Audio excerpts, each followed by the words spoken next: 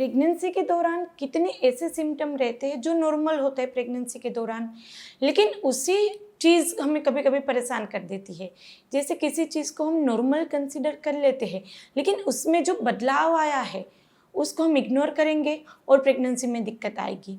तो इसी तरह का एक चीज़ है आपका प्रेगनेंसी के दौरान वाइट डिस्चार्ज होना।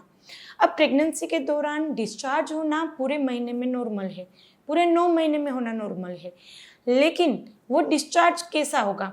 वो डिस्चार्ज होगा आपका पतला गाढ़ा डिस्चार्ज होगा, यानी कि वो कैसा होगा? दही जैसा होगा, जिसमें बिल्कुल ऐसे चिकास नहीं रहेगी, कोई बदबू भी नहीं होगी, बहुत पतला नहीं होगा, बहुत गाढ़ा नहीं होगा। और उसका जो फायदा है वो हम आगे बताएंगे।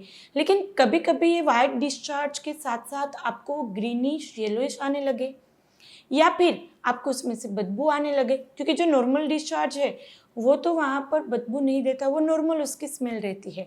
तो ग्रीनिश येलोइश डिस्चार्ज आए, उसमें बदबू आए, या साथ में आपको डिस्चार्ज चाहे वो नॉर्मल वाइट है, हमने जैसे बताया था गाढ़ा दही जैसा, लेकिन वो फटे फटे दही जैसा पनीर जैसा आएगा, और उसके साथ वहाँ पे दाने निकल आना, क्रैक हो जाना, रेड हो जाना, पूरे दिन खुजली आना। यदि ये सिम्टम आते हैं तो वो प्रेगनेंसी में खतरे का सिम्टम है, क्योंकि इन्फेक्शन ऊपर चला जाता है, बच्चेदानी का मुख खोल देता है, तो अबॉर्शन रेट बढ़ जाते हैं, जल्दी डिलीवरी हो जाती है, कभी कभी अंदर जाके बच्चे का इन्फेक्शन कर देता है। और एंड में यदि आप वो इन्फेक्शन रहा, आपने नहीं दिखाया गायनेक को या उन्होंने भी इग्नोर कर दिया, तो उसी पैसेज से बच्चा बाहर आना है, तो बहुत ज़्यादा मात्रा में बच्चे को आगे चल के भी दिक्कतें हो सकती है।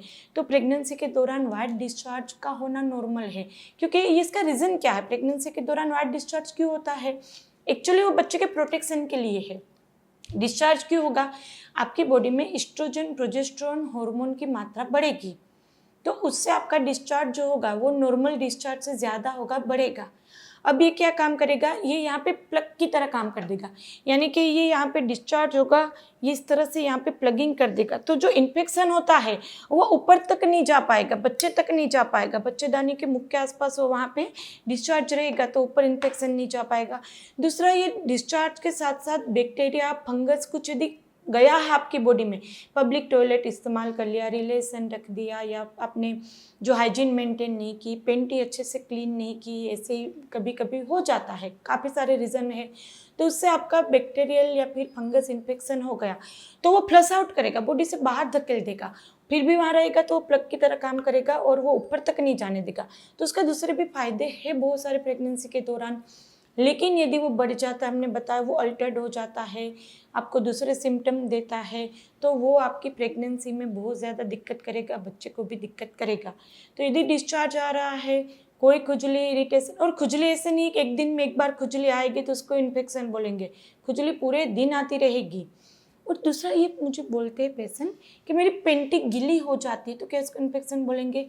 अभी मैंने समझाया, आपको प्रेगनेंसी के दौरान सुबह में और रात में पेंटी चेंज करना कंपलसरी है। कभी कभी यदि ज़्यादा आपका वॉकिंग वगैरह ऐसा काम है तो आपको दिन में इवनिंग में भी चेंज करनी पड़ेगी।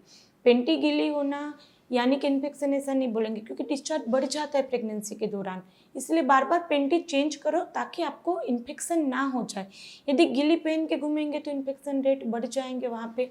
तो इन्फेक्शन के रेट तब बढ़ते हैं जब वहाँ पे आप वो गीली पेंटी पहन के घूमते हैं, लेकिन यदि आपने वहाँ पे वो इन्फेक्शन का सिम्टम नहीं है, प्रॉपर चेंज करो और वो बिल्कुल नॉर्मल साइन है, उससे कोई दिक्कत नहीं है, लेकिन हाँ वो आपको इन्फेक्शन क्रिएट कर सकता है।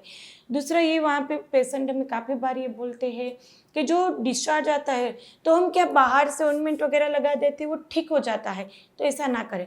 हाँ, यदि आपके गायनेक ने दी ऑइंटमेंट वगैरह, एक बार इन्फेक्शन हुआ आप लगा लो, तुरंत आप उसको ठीक कर दो, यानी कि एक दिन लगा ठीक हो गया, लेकिन दूसरे दिन भी हुआ, तीसरे दिन भी हुआ, तो उसको लगाते मत रहो, गायनेक को कंसल्ट करो, उसकी दूसरी दवा लेनी पड़ेगी, वरना इन्फेक्शन ऊपर जाके वहाँ पे परेशान करेगा।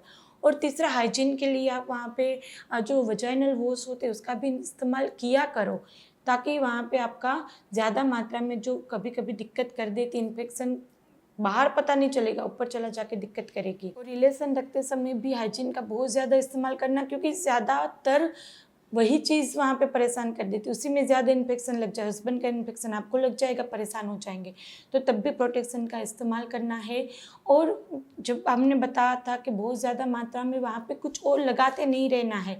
कभी कभी इस तरह से पानी ज़्यादा आता है तो वी वॉश का 2-3 बार इस्तेमाल करते हैं, वहाँ पे उसको ऑइंटमेंट वगैरह ज़्यादा मात्रा में लगाते हैं, या वाइप्स की क्लीन करते रहते हैं। तो उस एरिया को ड्राई भी मत करिए, प्रॉपर ऐसे ही रखिए, उसको पेंटी चेंज करिए, बाकी नॉर्मल पानी से साफ़ करिए। वी वॉश सिर्फ एक ही बार इस्तेमाल करना है।